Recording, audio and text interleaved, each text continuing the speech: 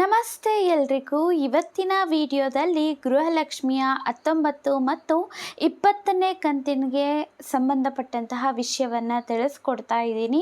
ಯಾಕೆ ಅಂತ ಅಂದರೆ 19ನೇ ಕಂತಿನ ಗೃಹಲಕ್ಷ್ಮಿ ಹಣ ಅನ್ನುವಂಥದ್ದು ಫೆಬ್ರವರಿ ತಿಂಗಳ ಹಣ. ಇನ್ನೂ ಕೂಡ ಫೆಬ್ರವರಿ ತಿಂಗಳ ಹಣ ಮೇ ತಿಂಗಳಾದರೂ ಕೂಡ ಬಂದಿಲ್ಲ. ಇದ್ರ ಬಗ್ಗೆ ಲಕ್ಷ್ಮೀ ಹೆಬ್ಬಾಳ್ಕರ್ ಮೇಡಮ್ ಅವರಾದರೂ ಏನು ಹೇಳಿದ್ದಾರೆ, ಮತ್ತು 19ನೇ ಕಂತಿನ ಹಣ ಅನ್ನುವಂಥದ್ದು ಈಗಾಗಲೇ ಜಮಾ ಆಗಿದೆ ಅಂತ ಒಂದಷ್ಟು ಜನ ಹೇಳ್ತಾ ಇರುವಂಥದ್ದು. ಹೀಗಾದರೆ ಯಾವುದು ನಿಜ ಮಾಹಿತಿ ಅನ್ನುವಂಥದ್ದನ್ನು ನಾನು ನಿಮಗೆ ತಿಳಿಸ್ಕೊಡ್ತೇನೆ. ನಿಜವಾಗ್ಲೂ 19ನೇ ಕಂತಿನ ಹಣ ಅನ್ನುವಂಥದ್ದು ಜಮಾ ಆಗಿದೆಯಾ, 20ನೇ ಕಂತಿನ ಹಣ ಅನ್ನುವಂಥದ್ದು ಯಾವಾಗ ಜಮಾ ಆಗುತ್ತೆ, ಎಲ್ಲ ವಿಚಾರದ ಬಗ್ಗೆ ನಾನು ನಿಮಗೆ ಮಾಹಿತಿಯನ್ನು ನೀಡ್ತೇನೆ. ಅದಕ್ಕೂ ಮೊದಲಿಗೆ ನೀವೇನಾದರೂ ನಮ್ಮ ಚಾನಲ್ಗೆ ಹೊಸಬ್ರಾಗಿದ್ದೀರಾ, ಇನ್ನೂ ಕೂಡ ಸಬ್ಸ್ಕ್ರೈಬ್ ಮಾಡ್ಕೊಂಡಿಲ್ಲ ಅಂದರೆ ದಯವಿಟ್ಟು ಸ್ನೇಹಿತರೆ ಸಬ್ಸ್ಕ್ರೈಬ್ ಮಾಡಿಕೊಂಡು ನಮಗೂ ಕೂಡ ಸಪೋರ್ಟ್ ಮಾಡಿ ಮತ್ತು ಒಂದು ಲೈಕ್ ಮಾಡಿ.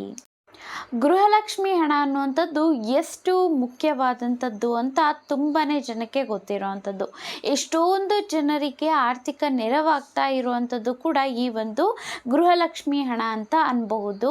ಕೆಲವೊಬ್ಬರಿಗೆ ಇದರಿಂದ ಏನು ಜಾಸ್ತಿ ಅಂತ ಅನಿಸ್ತಲೇ ಇರಬಹುದು, ಆದರೆ ಎಷ್ಟೊಂದು ಕುಟುಂಬಗಳಿಗೆ 2,000 ರೂಪಾಯಿ ಕೂಡ ತಿಂಗಳಿಗೆ ತುಂಬಾ ದೊಡ್ಡದು. ಅದರಿಂದ ಮನೆಗೆ ಬೇಕಾಗಿರುವಂತಹ ವಸ್ತುಗಳನ್ನು ತಗೊಳ್ಳುವಂಥದ್ದು ಈ ರೀತಿ ಮಾಡ್ತಾನೆ ಬಂದಿದ್ದಾರೆ. ಮಕ್ಕಳ ಒಂದು ಶಿಕ್ಷಣಕ್ಕೂ ಕೂಡ ಉಪಯೋಗ ಮಾಡ್ಕೊಂಡಿರುವಂಥದ್ದು, ಔಷಧಿಗಳಿಗಾಗಿರಲಿ, ಮನೆ ಬಾಡಿಗೆ ಕಟ್ಟೋದಕ್ಕೆ ಆಗಿರಲಿ, ಈ ರೀತಿಯಾಗಿ ಸುಮಾರಷ್ಟು ಕೆಲಸಗಳಿಗೆ ಈ ಒಂದು ಗೃಹಲಕ್ಷ್ಮಿ ಹಣವನ್ನು ಬಳಸ್ಕೊಂಡಿರುವಂಥದ್ದು.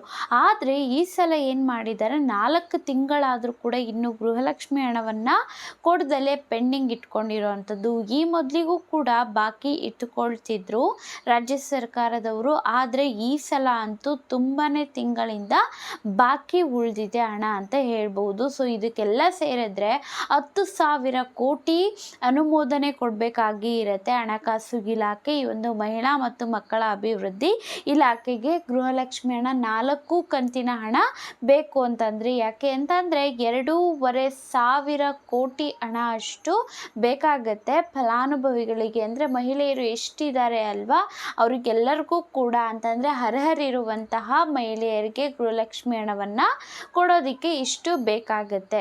ಆದರೆ ಇಲ್ಲಿ ಮ್ಯಾಟರ್ ಏನು ಅಂತ ಅಂದರೆ 19ನೇ ಕಂತಿನ ಹಣ ಏಪ್ರಿಲಲ್ಲೇ ಬರಬೇಕಾಗಿತ್ತು, ಆದರೆ ಮೇ ತಿಂಗಳಲ್ಲಿ ಕೊಡ್ತೀವಿ ಅಂತ ಮುಂದಕ್ಕೆ ಹಾಕೊಂಡು ಬರ್ತಾನೆ ಬಂದಿದ್ದೇ ಆಗೋಯ್ತು. ದಿನಾಂಕಗಳು ಮುಂದಕ್ಕೆ ಹೋದ್ವು ಅಷ್ಟೇ ವಿನಃ ಹಣ ಅನ್ನುವಂಥದ್ದು ಬರಲೇ ಇಲ್ಲ.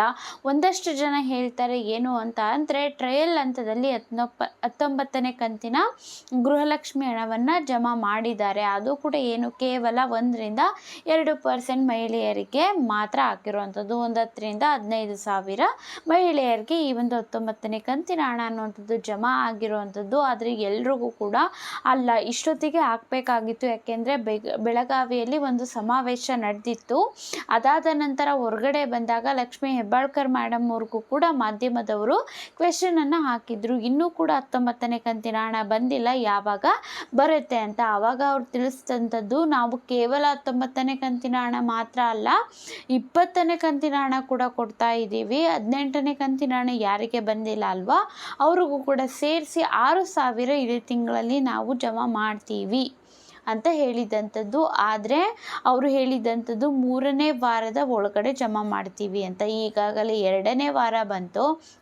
2ನೇ ವಾರ ಆದರೂ ಕೂಡ 19ನೇ ಕಂತಿನ ಹಣ ಅನ್ನುವಂಥದ್ದು ಇನ್ನೂ ಕೂಡ ಜಮಾ ಆಗಿಲ್ಲ. ಇನ್ನು 20ನೇ ಕಂತಿನ ಹಣ ಅವ್ರು ಹೇಳಿದರು ಇದೇ ಒಂದು 3ನೇ ವಾರದ ಒಳಗಡೆ ಜಮಾ ಮಾಡ್ತೀವಿ ಅಂತ. ನಾವು ಯಾರು ಕೂಡ ಎಕ್ಸ್ಪೆಕ್ಟ್ ಮಾಡೋದಕ್ಕೆ ಆಗೋದಿಲ್ಲ, ನಂಬ್ಕೊಂಡು ಕೂರೋದಕ್ಕೂ ಕೂಡ ಆಗೋದಿಲ್ಲ 20ನೇ ಕಂತಿನ ಹಣದ ಬಗ್ಗೆ. ಯಾಕೆಂದರೆ 19ನೇ ಕಂತಿನ ಹಣಕ್ಕೋಸ್ಕರನೇ ಇನ್ನೂ ಕೂಡ ಕಾಯ್ತಾ ಇರುವಂಥದ್ದು. ಸೊ ಟ್ರಯಲ್ ಮಾಡಿದ್ದಾರೆ, ತಾಂತ್ರಿಕ ದೋಷಗಳು ಯಾವುದೂ ಕೂಡ ಕಂಡು ಬಂದಿಲ್ಲ. ಹಾಗಾಗಿ ಎಲ್ರಿಗೂ ಕೂಡ ಜಮಾ ಮಾಡ್ತೀವಿ ಅಂತ ಹೇಳಿದ್ದಾರೆ. ಒಂದಷ್ಟು ದಿನದ ಒಳಗಡೆ ಅಂತಂದರೆ 20ನೇ ತಾರೀಕಿನ ಒಳಗಡೆ ನಿಮಗೆ ಹಣ ಅನ್ನುವಂಥದ್ದು ಜಮಾ ಆಗೋದಕ್ಕೆ ಪ್ರಾರಂಭ ಆಗಬಹುದು. 20ನೇ ತಾರೀಕಿಂದ ಸ್ಟಾರ್ಟ್ ಆಗಬಹುದು ಅಂತ ಮಾಹಿತಿಗಳು ಸಿಗ್ತಾ ಇರೋವಂಥದ್ದು. ಸೊ ನೋಡಬೇಕಾಗಿದೆ ನಿಜವಾಗ್ಲೂ ಹಾಕ್ತಾರಾ ಹಣ ಅನ್ನುವಂಥದ್ದನ್ನು ಜಮಾ ಮಾಡ್ತಾರಾ ಇಲ್ಲ ಅಂತ. ಸೊ ಮತ್ತೆ ಕೇಳ್ತಾ ಇದ್ದೀನಿ, ಸಬ್ಸ್ಕ್ರೈಬ್ ಮಾಡ್ಕೊಳ್ಳೋದನ್ನು ಮರಿಬೇಡಿ. ದಯವಿಟ್ಟು ಸಬ್ಸ್ಕ್ರೈಬ್ ಮಾಡಿಕೊಂಡು ಒಂದು ಲೈಕ್ ಮಾಡಿ.